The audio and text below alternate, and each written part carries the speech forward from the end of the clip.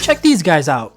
These are the SoundPEATS Q16. So the market for completely wireless earbuds is still pretty slim, and we're starting to see more and more pop up out of nowhere, with the most popular ones being Apple's Airpods, which recently became available finally after 2 months, but they are pretty damn expensive, so if you don't want to break the bank, then these are a great option. So if you aren't familiar with SoundPEATS, they're basically well known for producing affordable, great sounding wireless headphones and earbuds. So the earbuds are made out of this glossy plastic, so you are going to get the occasional oil smudges, and they feel like toys in the hand. It's really lightweight, like it really feels like nothing, and that's important if you're going to be wearing these on your ears for an extended period of time. And to help with the fit, you have these two anti-slip hooks that can pretty much adjust to any ear shape and size. Not only does it hug your ear comfortably, but it's just more effective. For example, if it happens to, slip out of your ear, let's say, it's still not going to fall off of your ear. And they're not as small as compared to some other completely wireless earbuds that are out there,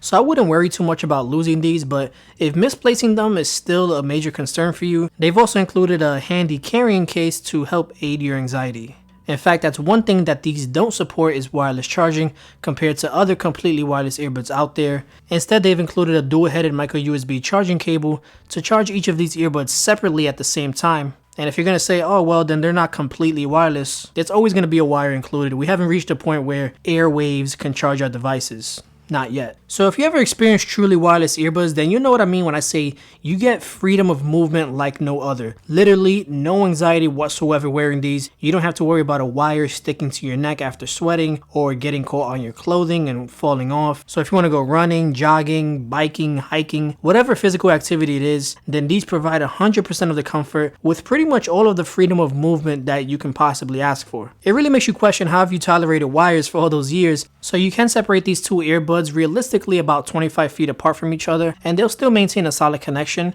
so it's perfect for sharing what you're listening to. I mean, how many times you wanted to share what you were listening to with someone else, but the wire in your headphones restricted you from doing that? So I think that's one of the major benefits of owning fully wireless earbuds. You also get 3 sets of interchangeable ear tips, small, medium, and large, and they seem like standard ear tips, so I'm sure you can find replacements all over Amazon if you wanted to. And the medium ear tips that came attached fit me just fine, but as usual I went ahead and popped in the larger tips because when it comes to silicone, the tighter the fit, the better the bass response. So let me just explain real quick how they work. So both of these earbuds power on independently from one another, but only this, the main piece, which is indicated by the red buttons, can be used by itself for a mono listening experience. The Vice earpiece, on the other hand, is useless by itself when it's powered on, and it relies on this one to connect to it for a stereo listening experience. So basically when you power the Vice piece on, it's waiting to connect to the main earpiece, and once both are powered on, you're good to go. It connects pretty much instantaneously. So yeah, the main earbud is the necessary one, and it handles the whole pairing process and everything.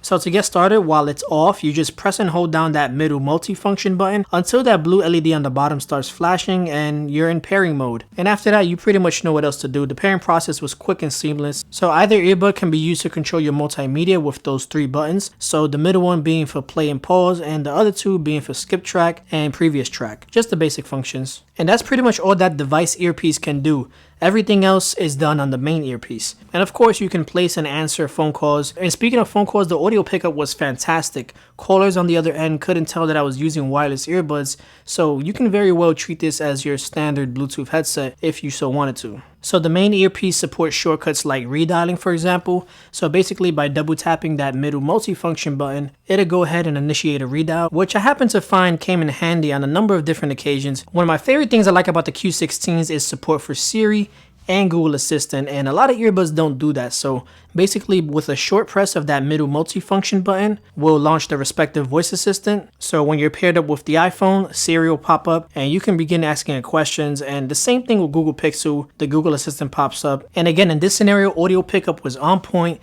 It picked up every word and phrase with no problem, so huge points for that. So you can imagine if you're like me and you have your voice assistants integrated with home automation products, then you can have some fun with this. Alright, so let's cut to the chase. How's the connection and sound quality? The bass response is tight. I mean, those beats really hit, and it's nicely controlled at loud volumes too.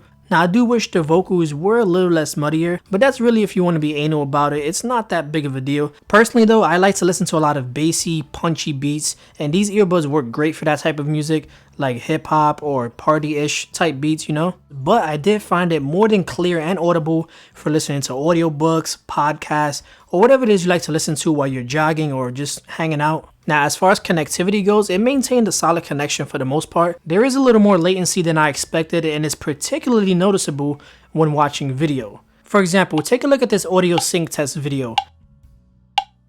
I should be hearing the tick sound when the ball makes contact with the object, but instead in stereo mode, I'm actually hearing the tick right about up here, which is a pretty big delay. Now, the crazy thing is when I'm only using the main piece in mono mode, the video is near perfect sync. So there's clearly some kind of mode switching going on because this earbud by itself works perfectly and everything seems to be in sync just fine. So that's just a precaution. If you're going to be watching video with these earbuds, just expect things to seem like they're out of sync. For music purposes, I think these work fantastic. For video, you might want to look elsewhere. So now onto the battery. So each earbud contains a 95 milliamp hour battery, which combined gives you a total of 190 milliamps. And that may sound like a little bit, but for earbuds, that's actually quite substantial. They advertise 6 hours, but I really got more like 3.5, 4 hours of use. I don't usually listen to music for that extended period of time.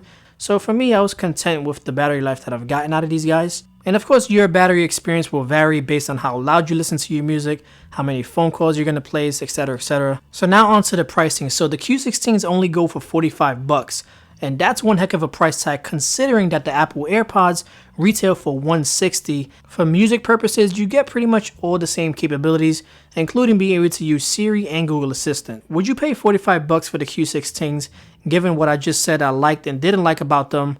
Or would you spend $160 on Apple's AirPods? Go ahead and drop those comments down below and let me know what are your thoughts. And please feel free to show some love to that like button if you enjoyed this video. And if you're new to the channel, be sure to hit that subscribe button so you don't miss out on some awesome tech videos. I want to thank each and every one of you guys for watching, and I will see you in the next video.